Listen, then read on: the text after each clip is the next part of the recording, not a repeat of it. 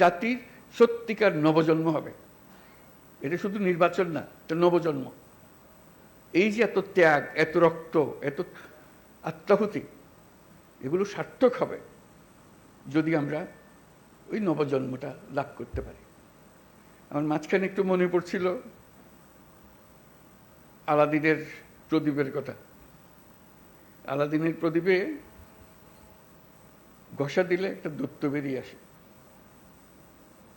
দৈত্য এসে জিজ্ঞেস করে, কি করতে হবে আমার? এই যে প্রশ্নটা করে, এটার উত্তরে নানাভাবে দেওয়া যায়। বলতে পারে যে আমার জন্য এক কাপ চা নিয়ে আসো, সে চা নিয়ে আসবে। তাকে যদি বলা হয় সারা দুনিয়া আমার কাছে নিয়ে আসো, সারা দুনিয়া নিয়ে আসতো। এখন ছাত্র জনতা অভ্যুত্থানের মাধ্যমে সেই দৈত্য সৃষ্টি করে দিয়েছে আমাদেরকে। আমরা তার কাছে কি চাইব? আমরা কি তার কাছে এক কাপ চা চাইব, নাকি আমাদের দুনিয়া পাল্টে ফেলতে চাইব? এটি হলো আমাদের হাতে। কাজে কোনো বিষয় ছোট আকারে না দেখা, যে আমরা এই জাতিকে একেবারে সমস্ত সম্পূর্ণ ভিন্নভাবে তৈরি করে দিয়ে যাবো, এটি আমাদের হাতে সুযোগটা এসছে। এরা ছাত্র জনতা আমাদেরকে এই সুযোগ দিয়েছে। সেখানে ছোটোখাটো বিষয়ের মধ্যে আটকে গিয়ে আমরা যেন মূল বড় জিনিস থেকে হারিয়ে না ফেলি। আমরা বড় জিনিসের জন্য যাই, যে এই জাতিকে আমরা যেভাবে চালু করে দিলাম, এটা খালি উপর দিকে উঠবে, এখন আর নিচে ডাইনি বাঁয়ে তাকানোর আর দরকার নাই। ওই অংশটা করা। আমাদের এত সংস্কার কেন দরকার হচ্ছে? দরকার হচ্ছে সব পথঘাট বন্ধ করা, স্বৈরাচার আর কোনো দিক থেকে যেন বাইরে আসতে না পারে আমাদেরকে। এইটি আর কিচ্ছু না, বাকিটা আমরা জানি। স্বৈরাচারের রাস্তাগুলো বন্ধ করে দেওয়া, প্রত্যেকটা, কোনো দিক থেকে সে যেন আর বাইরে না পারে। তো সেই স্বৈরাচারকে বন্ধ করতে হলে আমাদেরকে সব একমত হয়ে এটা করতে হবে। দ্বিমতের কোনো জায়গা এখানে নাই। আমরা অনেক কথা বলতে পারি, কিন্তু দ্বিমত করে সমাপ্ত করতে পারবো না। আমার একান্ত আবেদন, যখনই আপনি এই সনদ করবেন, কোলাকুলি করে যে হ্যাঁ আমরা একমত হয়ে গেছি, তাহলে নির্বাচন ইত্যাদি সব সার্থক হবে। যতই আমরা ওই নোকটা দিয়ে দিয়ে যাই, এখানে করবো, এই দিয়ে দিতে পারি, আমাদের মনের আশা ব্যক্ত করতে পারি, কিন্তু যেই মহান ঐক্য আমাদের দরকার, যেহেতু ওই আলাদিনের দৈত্য আমাদের সামনে আছে, তার হুকুম দেওয়ার আমার সুযোগ আছে। এই আমি চাই, কি চাই সেটা ঠিক করি, কিভাবে করবে দৈত্য ঠিক করে দেবে, কোনো অসুবিধা নেই। আমরা এই চাই, এই চাইয়ে তখন আমরা এক্সপার্টকে বলবো যে এই চাই, কাজে আমাদেরকে এইভাবে করে দাও, তাহলে আমরা সে পথে অগ্রসর হতে পারি। শুধু আপনাদের কাছে শুধু আবেদন, আমরা একটা অনন্য দৃষ্টান্ত স্থাপন করেছেন, কাজে কিন্তু বিন্দুমাত্র সন্দেহ নেই। যখন ঐক্যমত্য কমিশন গঠন করলাম, আলী রিয়াজকে বললাম, উনিও জানেন না এটা কি জিনিস, সদস্যরাও জানেন না এটা কি জিনিস, আমরা চেষ্টা করে দেখি, সবাই মিলে দেখি, ইট ক্লিকড, আপনারা গ্রহণ করেছেন। এটি হলো মস্ত বড় অর্জন। এই অর্জন করতে পেরেছেন বলে আজকেও সবাই মিলে বসছি, তারপর বলছি যে আমি যাবার পরেও আপনারা বসে থাকবেন, আপনাদের আলোচনা চলতে থাকবে। কি পরিমাণ ধৈর্য প্রয়োজন হয় এই কি আলোচনা বলতে থাকা, করতে থাকা, যেহেতু আমাদের ওই লক্ষ্যটা আছে। ওই দৈত্যকে আমরা সবচেয়ে বড় কাজটা নেব, যেটা আর কেউ কোনোদিন চাইবারও সুযোগ পাবে না, এই দৈত্য কোনোদিন পাবে না। একবারই পাচ্ছি আমরা এই দৈত্য। এই দৈত্যকে আমাদের মনের সমস্ত আশা তার ঘাটে দিয়ে দেবো, যে এটি আমাদের পূরণ করে দাও। সেই জিনিসের দিকে আমরা যেতে চাই। আজকে এই পর্বের সমাপ্তি হলো, তারপরে এখান থেকে আমাদেরকে নির্বাচন পর্যন্ত কিভাবে নিয়ে যাবেন, যাতে এই উৎসবের মধ্যেই নির্বাচনটা হয়ে যাবে,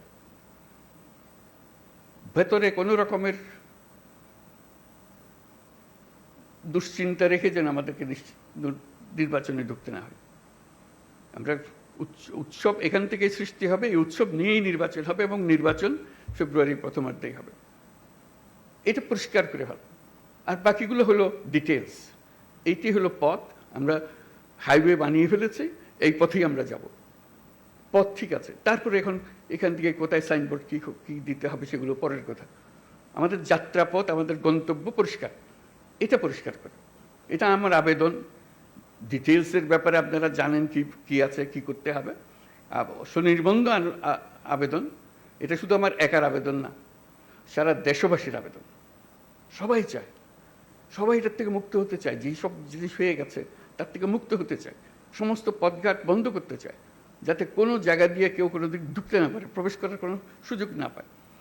এই আমাদের যে একটা, আমরা এই এখন থেকে ফেব্রুয়ারি পর্যন্ত যদি এই কাজটা করে ফেলতে পারি, তাহলে আমাদের দেশ যেরকম নিশ্চিন্ত হবে এবং পৃথিবীর অন্যান্য দেশও আমাদেরকে লক্ষ্য করবে, শিখতে আসবে যে আমরা কিভাবে এটা করলাম, কি জিনিস আমরা এর মধ্যে দিয়েছি।